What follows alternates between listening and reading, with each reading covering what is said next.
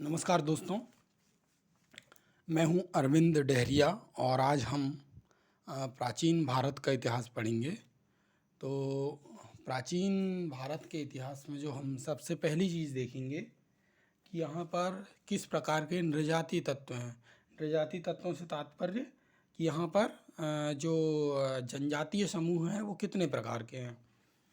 तो इतिहासकार B.S. गुहा साहब हैं, उन्होंने इनको 6 भागों में बांटा हुआ है, जिसमें से पहला नेग्रिटो, प्रोटो ऑस्ट्रेलियाइड, मंगोलियाड, मेडिटेरियन, पश्चिमी ब्रैकाइसेफलस और नॉर्डिक। ठीक है, तो इनके हम कुछ गुणधर्म देखेंगे। जैसे हम यदि नेग्रिटो की बात करें तो नेग्रिटो जो है ये सबसे प्राचीन है, सबसे प्राचीन जनजातीय समूह है। और भारत की जो ज़्यादातर जनजातीय समूह हैं या जनजातियां हैं, ये छोटे या नाटे कद की है, चौड़े सिर मोटे होंठ वाली हैं। तो इसमें अपन ज़्यादा नहीं जाएंगे और इनको धनुष बाण की खोज का श्रेय दिया जाता।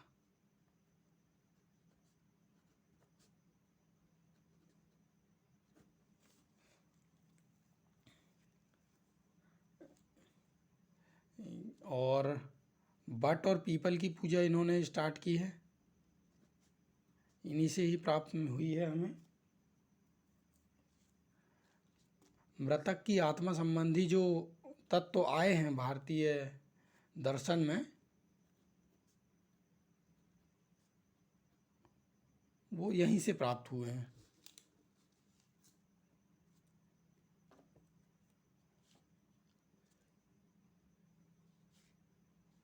ठीक, तो अभी वर्तमान में ये जो है नेग्रिटो समूह की जो जनजातियां हैं भारत में, तो ये अंगामी नागा जो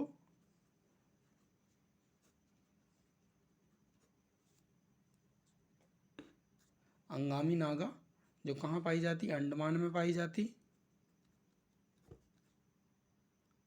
ठीक, इसके अलावा बांगड़ी और इरूला जो राजमहल पहाड़ियों में पाई जाती, राजमहल पहाड़ियों में ना, बांगड़ी और इरूला। ठीक है, ये कहाँ है, राजमहल। राजमहल कहाँ है, राजमहल पहाड़ियाँ। ठीक, ये राजमहल पहाड़ियाँ बिहार और झारखंड में स्थित हैं। ठीक, इसके अलावा यदि हम प्रोटो ऑस्ट्रेलियाइड में आएँ तो प्रोटो ऑस्ट्रेलियाइड में जो इस समूह के लिए है, या हम कहें तो संस्कृत भाषा में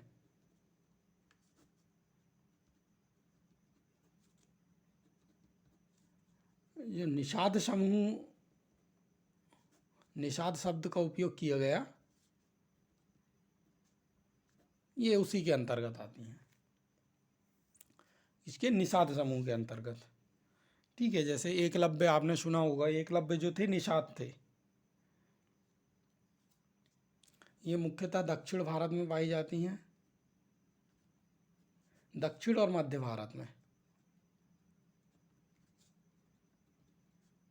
दक्षिण और मध्य भारत में पाई जाती हैं। जैसे भील,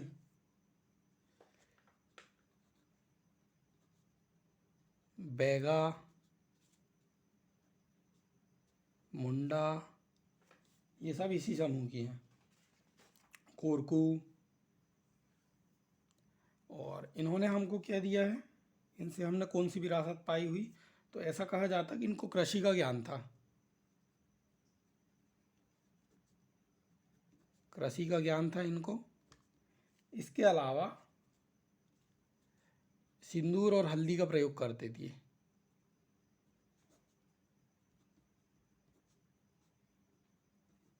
सिंदूर और हल्दी का प्रयोग करते थे। लिंगोपासना, नाग, मकर, कच्छप आदि की पूजा जो है प्रोटो ऑस्ट्रेलियाइड से प्राप्त हुई है हमें। अब हम तीसरे में आते हैं, मंगोलियाड। तो मंगोलियाड जो है भारत में इसने चाइना के थ्रू उत्तर पश्चिमी क्षेत्र से प्रवेश किया हुआ है। ठीक है, तो ये जो है ज़्यादातर नॉर्थ ईस्ट में पाई जाती है। कहाँ पाई जाती है? नॉर्थ ईस्ट, उत्तर पश्चिम भारत, अर्थात वो 7 बहनें जो हैं अरुणाचल प्रदेश, मेघालय, मणिपुर, सिक्किम, मिजोरम, इन सब क्षेत्रों में ये पाई जाती हैं। और इनका जो भाषा समूह है, अभी उधर चीन तिब्बत साइड से आई हुई हैं, तो इनका भाषा समूह भी क्या है? चीन तिब्बती।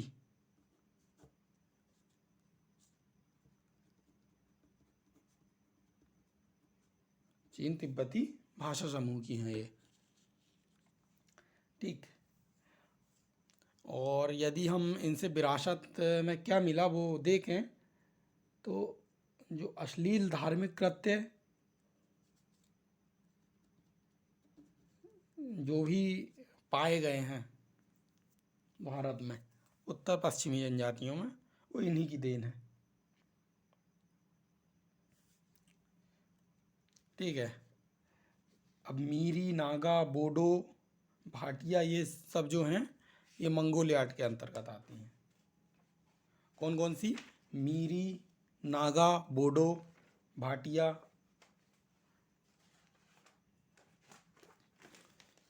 ठीक। अब हम मेडिटेरियन में आते हैं। तो मेडिटेरियन अर्थात भूमध्य सागरीय है ना। तो भूमध्य सागरीय जनजातियों की भारत में 3 शाखाएं हैं, लेकिन ये सभी आपस में घुल मिल गई हैं। तो पहली शाखा जो है वो साउथ में है, कन्नड़ मलयाली प्रदेश में, कन्नड़ मलयाली और तमिल प्रदेश में। ठीक है। दूसरी शाखा जो है पंजाब और अपर गंगा घाटी में।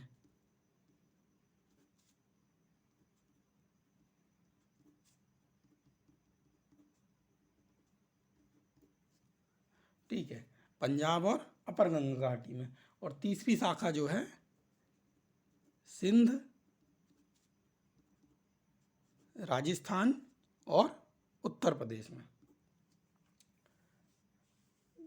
ठीक। तो इन्होंने, इनसे हमको क्या मिला है? तो नौ परिवहन, व्यापार वाणिज्य और जो नगरीय सभ्यता है वो इन्हीं से प्राप्त हुआ है। क्या क्या? नौ परिवहन अर्थात समुद्री परिवहन है ना, व्यापार और नगरीय सभ्यता। ठीक है, किन से प्राप्त हुई हमें? जो मेडिटेरियन समूह है उससे, है ना, भूमध्य सागरीय समूह से।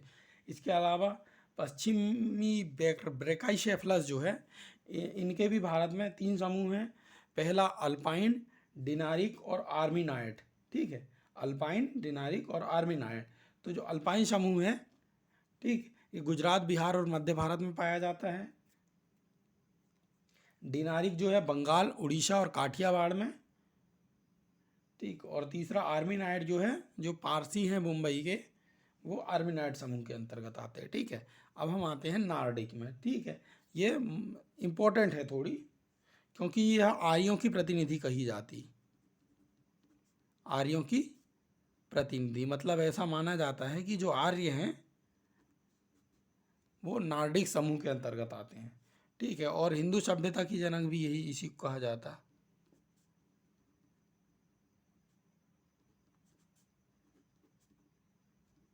हिंदू सभ्यता की जनक। ठीक है, तो इसमें हम इतना ही पढ़ेंगे।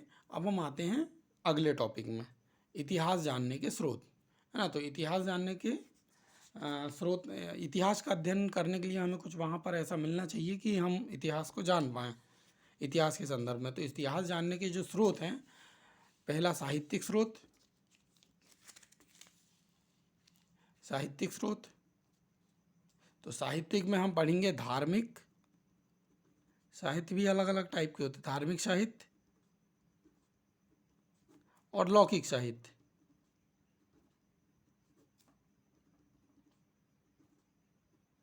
ठीक है, तो धार्मिक में भी हम इसको 2 भागों में बांट देंगे बाद में। धार्मिक में आता है ब्राह्मण साहित्य,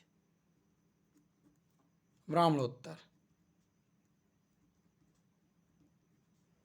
ठीक है, ब्राह्मणोत्तर में मतलब ब्राह्मण साहित्य में हम वेद, महाभारत, रामायण, पुराण ये सब चीज़ें पढ़ेंगे, और ब्राह्मणोत्तर में जो जैन और बौद्ध ग्रंथ हैं उनके विषय में पढ़ेंगे।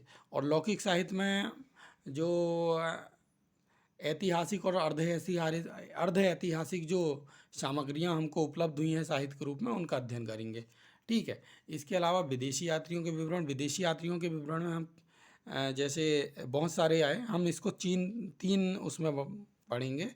पहला चीनी जो यात्री थे उनको पढ़ेंगे। नंबर 2 में हम जो अरबी लेखक थे उनको पढ़ेंगे। ठीक है, और यूनानी रोमन जो लेखक थे उनको पढ़ेंगे। ठीक है, पुरातत्व संबंधी साक्ष्य में जो स्तंभ हमको प्राप्त हुए हैं, अभिलेख प्राप्त हुए हैं, और जो मुद्राएं प्राप्त हुई हैं, सिक्के वगैरह, उनका अध्ययन करेंगे। ठीक, तो सबसे पहले हम धार्मिक साहित्य देखेंगे, है ना। साहित्य में कौन सा साहित्य देखेंगे? धार्मिक साहित्य। ठीक है, तो हमने देख चुके हैं कि धार्मिक साहित्य जो है वो हमने उसको 2 भागों में बांटा था। कौन कौन से? ब्राह्मण साहित्य और ब्राह्मणोत्तर साहित्य। तो ब्राह्मण साहित्य में हम क्या क्या पढ़ेंगे भाई? वेद जो हैं चारों, ठीक है, ऋग्वेद, यजुर्वेद, अथर्ववेद और सामवेद, है ना। सामवेद और अथर्ववेद।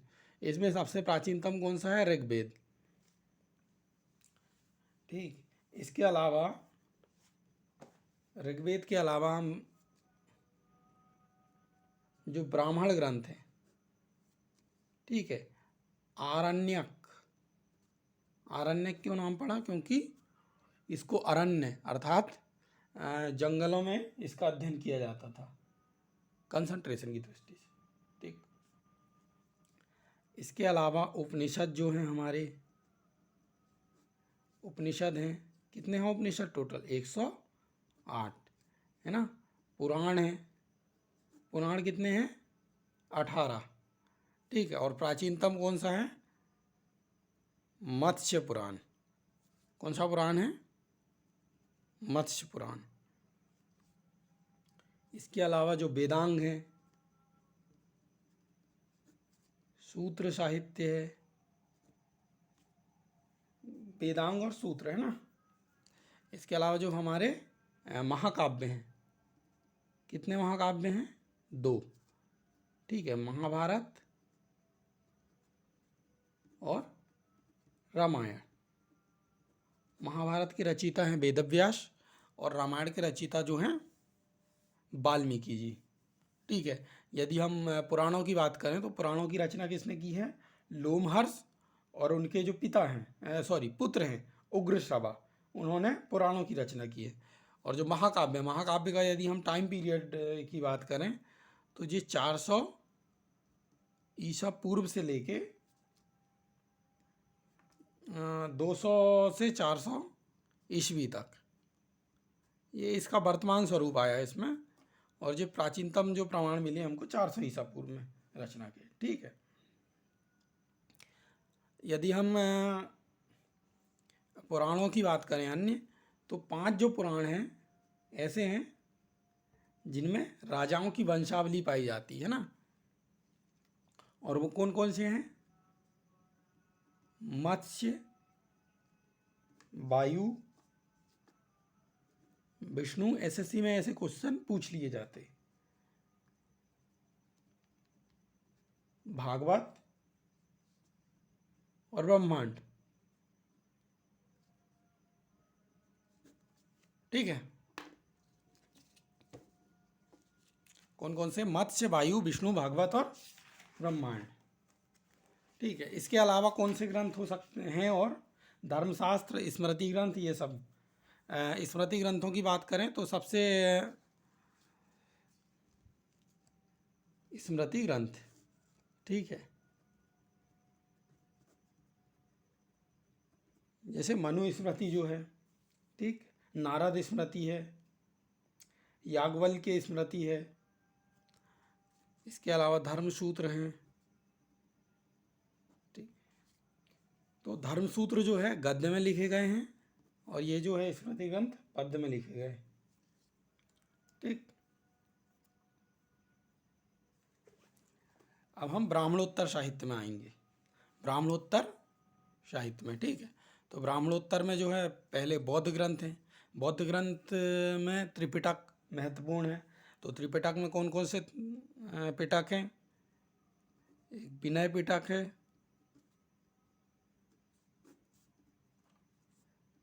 सुत्त पिटक है, ठीक है, और अभिधम्म पिटक। ठीक, कौन कौन से? विनय पिटक, सुत्त पिटक और अभिधम्म पिटक। ठीक, तो इसमें संघ के नियम है, संघ संबंधी नियम है विनय पिटक में, और आचार की शिक्षाएं हैं। सुत्त पिटक में जो धार्मिक सिद्धांत हैं बौद्ध धर्म के वो हैं, और धर्मोपदेश जो महात्मा बुद्ध ने दिए हुए हैं। और अभिधम्म पिटक जो है ये बौद्धों का दार्शनिक ग्रंथ है। ठीक है, और अभिधम्म पिटक ही है जिसमें सबसे पहले संस्कृत भाषा का प्रयोग किया गया है। अन्यथा जो सभी बौद्ध ग्रंथ हैं वो पाली भाषा में लिखे गए हैं ना। इसके अलावा जो अन्य बौद्ध ग्रंथ हैं वो है दीपवंश और महावंश। ठीक है, और ये भी किस भाषा में है? पाली भाषा में, इधर लिखा हुआ है। कौन सी भाषा में लिखे गए? पाली भाषा में। ठीक, इसके अलावा कथा वस्तु ग्रंथ है एक। कौन सा? कथा वस्तु। ठीक, और ये किस मत का ग्रंथ है? बौद्ध में हीनयान का ग्रंथ है। ठीक है, इसमें बुद्ध का जीवन चरित्र और जो भी उनके जीवन से संबंधित कुछ महत्वपूर्ण घटनाएं हैं उनके बारे में बताया गया है। ठीक, और दिव्यावदान और महायान ललिता विस्तार जो हैं ये महायान शाखा के हैं। ठीक है, अच्छा एक चीज़, जो हीनयान है इसमें बुद्ध को साधारण मानव बताया गया है। ठीक है, और महायान में बुद्ध की भगवान समझकर पूजा की जाती है महायान संप्रदाय में। ठीक है, इसमें बुद्ध को देवता मान लिए हैं और उनके चमत्कारों की बात की गई है। ठीक है, और यदि हम दिव्यावदान की बात करें तो इसमें एक और महत्वपूर्ण चीज़ है कि हमको अशोक से लेके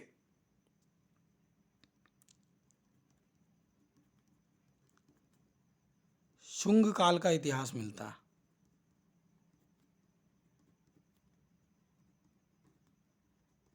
अशोक, सम्राट अशोक से लेके शुंग काल तक का। ठीक,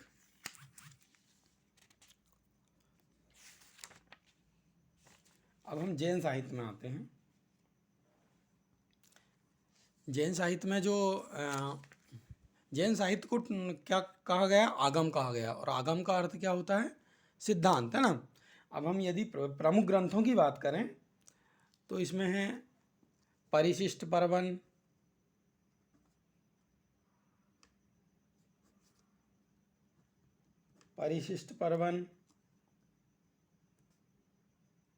भद्रबाहु चरित,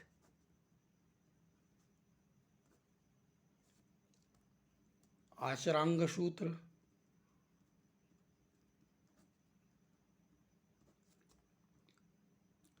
भगवती सूत्र।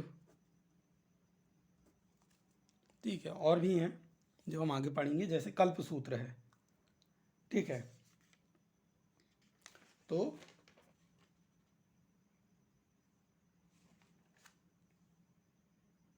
कल्प सूत्र है, इसके रचनाकार कौन है? भद्रबाहु। कौन है कल्प सूत्र के रचनाकार? भद्रबाहु। ठीक है, और इसमें जो जैन धर्म का प्रारंभिक इतिहास है वो प्राप्त होता है।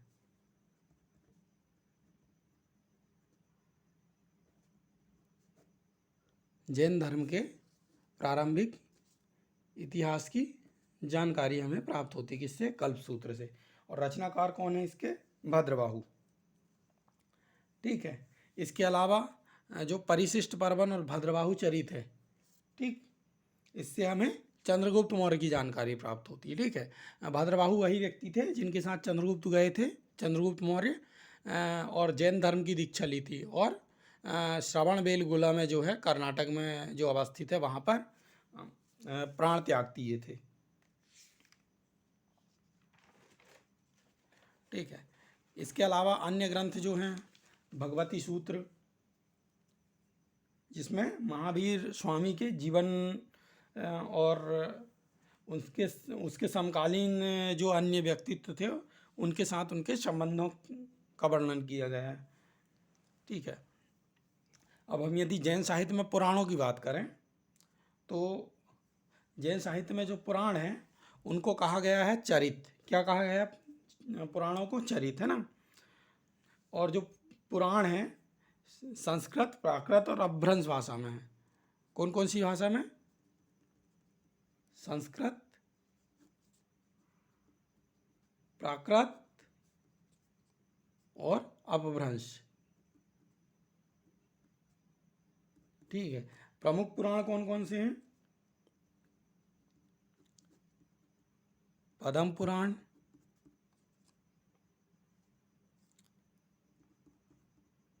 हरिवंश पुराण,